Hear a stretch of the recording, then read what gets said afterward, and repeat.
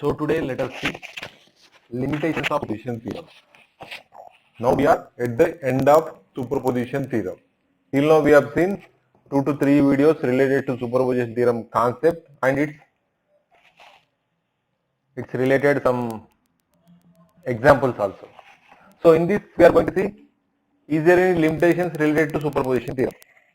One thing remember, this is very important point, that is superposition theorem is applicable for voltage and current calculations, and the superposition theorem is not applicable to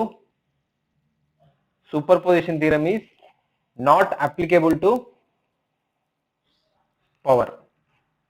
Superposition theorem is for voltage and current, for superposition theorem for voltage comma current applicable. Same superposition theorem for power it is not applicable. Remember this one. So a superposition theorem, with the help of superposition theorem, the power, it is not applicable to your power calculations. Let us see this example. Here we are having two sources.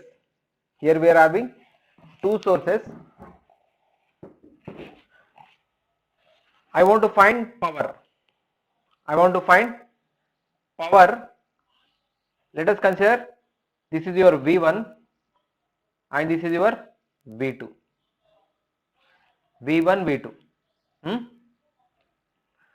So according to superposition, what we have to do is we have to consider only one source at a time. Let us consider V1. By considering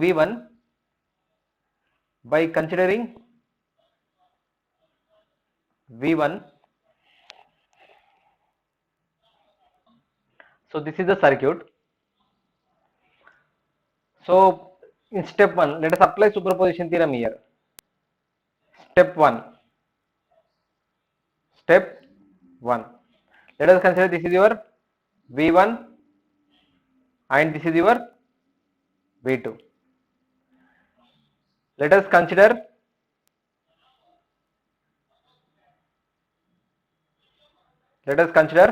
V1. If I consider V1, the circuit becomes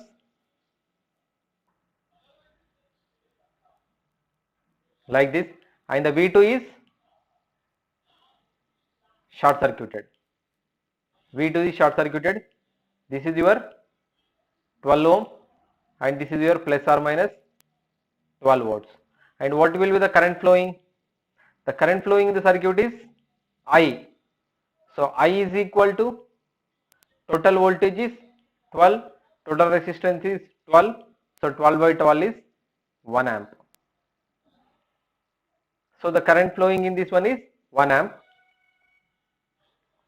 I want to find power. The power is equal to power dissipated. So power dissipated by 12 ohms when this V1 is connected. Power dissipated by or power consumed by this 12 ohms when 12 volts is connected. So P12 is equal to current flowing is I square into R. With respect to I square into R formula, I is 1. So 1 square into 12, that is equal to 12 watts. So this is your P12. P, that is a power across your power consumed or dissipated by this 12 ohms is when V1 12 volts is connected, that is your 12 watts we got. Similarly, in step 2, if I consider step 2, that is step 2, let us consider V2. If I consider V2, this is your resistance and this is your voltage source and this is your 12 ohm and plus or minus 12. Then what will be the I? I is equal to, I is, this one is I. So in this the current flowing is 1 amp flowing in this direction, 1 amp flowing in this direction. So I is equal to 12 by 12, 12 by 12, then it gives you 1 ampere. Then P is equal to I square into R, which is of 1 square into 12, which is equal to 12 watts. This also enters into the positive and leaves negative. Enters positive and leaves negative. So the power is positive, power is positive. So it is consumed power.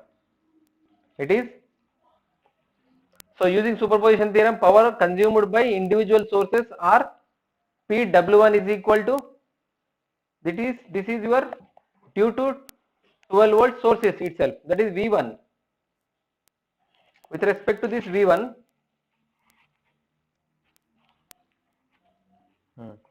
with respect to this V1, here we got 12 volts, and with respect to V2, again we got 12 watts.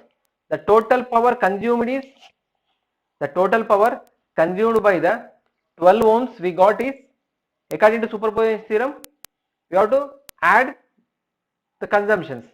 So 12 plus 12, here we got 24 watts. But if you observe, the current flowing through the resistor is 0.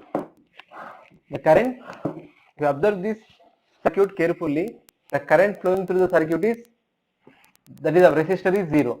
If the current is 0, then the total power consumed is also actually 0. Because 12 volts, these are all. Here you are having two voltage sources we are having. If these two voltage sources, how they are connected? This equivalent is like this. This is your plus minus of your 12 volts V1, and this minus is connected to minus plus V2 12 volts. Then if I want to represent these two voltage sources into a single voltage source, already we have seen, if voltage sources are connected in series, if plus minus V1 and minus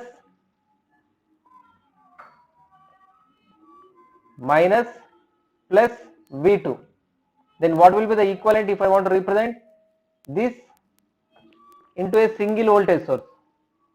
With respect to this one, here I write V1. Here the first polarity is positive, second polarity is negative. So here we are written V1, we are considering this is a reference, and just compare this second V2, it is starting from at negative and ending at, in the first point is at negative polarity, second point is at positive polarity. How we have to consider? V1 minus V2. So with respect to this figure, what is the V1? 12 volts, and what is V2? 12 volts, totally 0 volts. It means that if I connect a resistor, like this, if I connect a resistor like this, is there any current flow? Simply a resistor is there. There is no any voltage source, there is no any excitation. So the current becomes 0.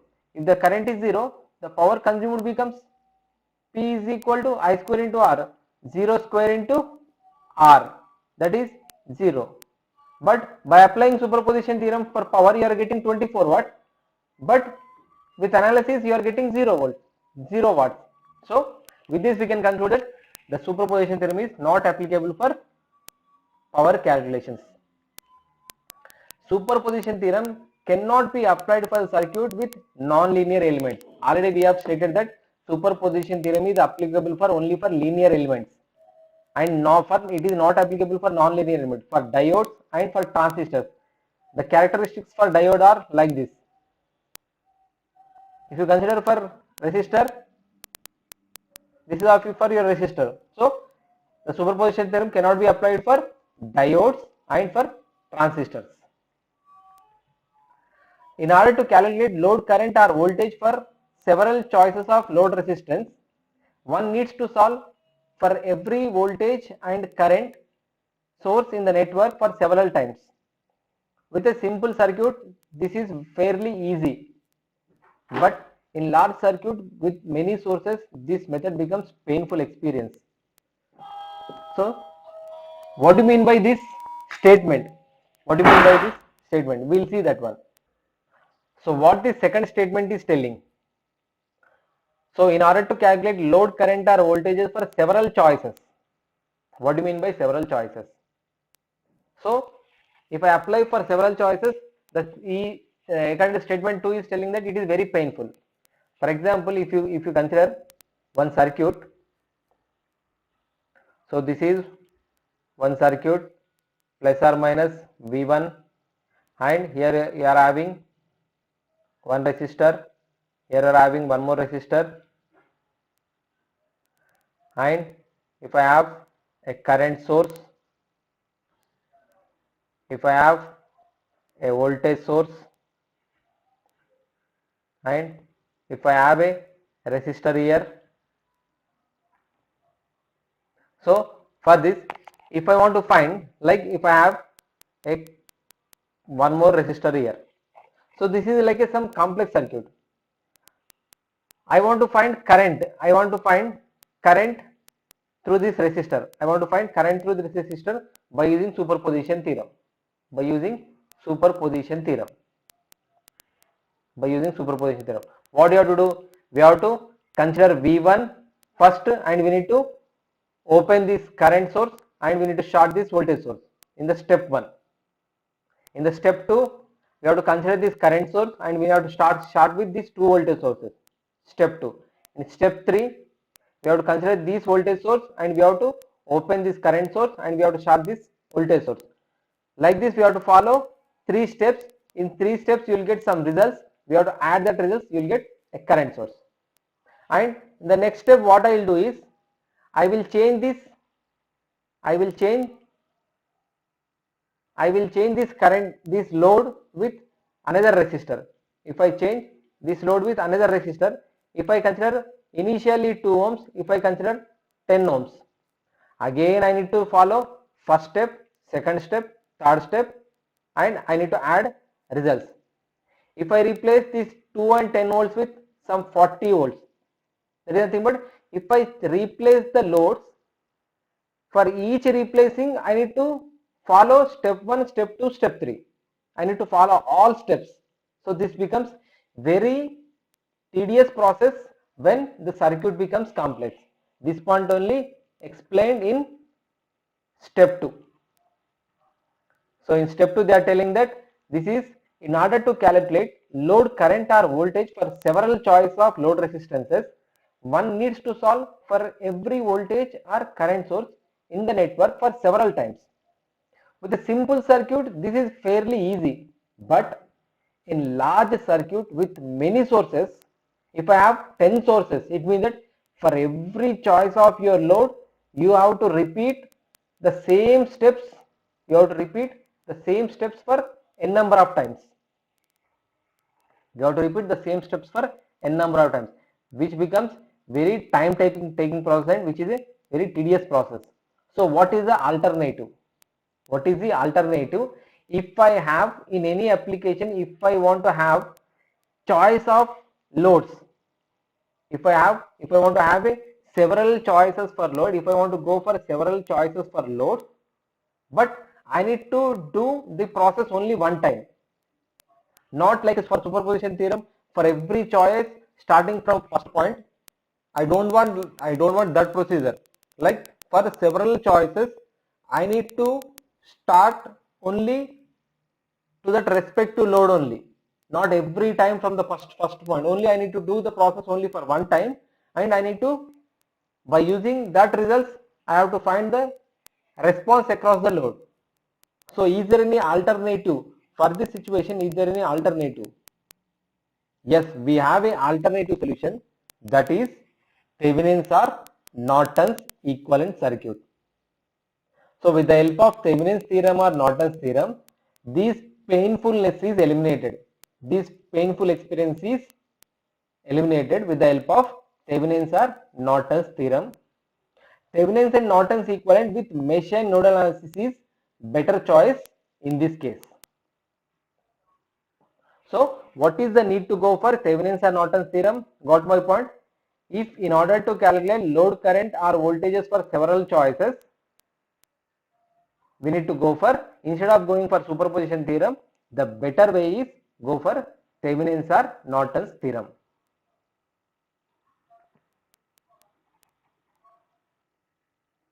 And we have considered it is the superposition theorem is not applicable to the power. We'll see that one, and with that we'll close this superposition theorem.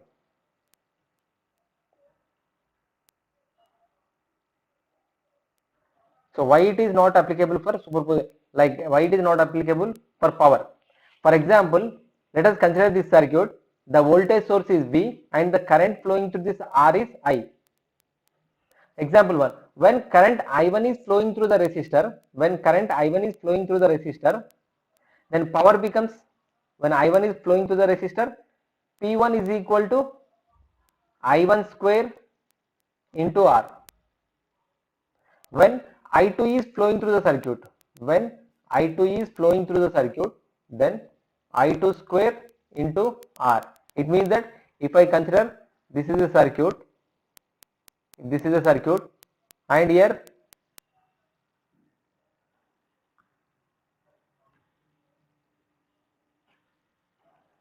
let us take this one.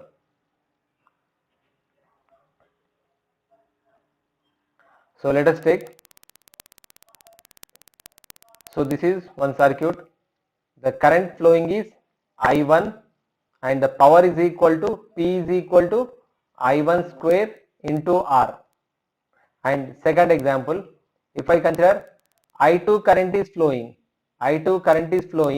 then I2 square into R. If I consider same circuit, if both current flows at a time, that is I1 current flows, if I2 current flows, then P is equal to total current is I1 plus I2 whole square into R. So if I simplify this one, what you will get, P3 is equal to R into I1 plus I2 whole square, which is equal to I1 square into R, I2 square into R, 2 into I1 I2. But actually, according to the superposition theorem, what I need to get, P should be equal to P1 plus P2. P should be equal to P1 plus P2.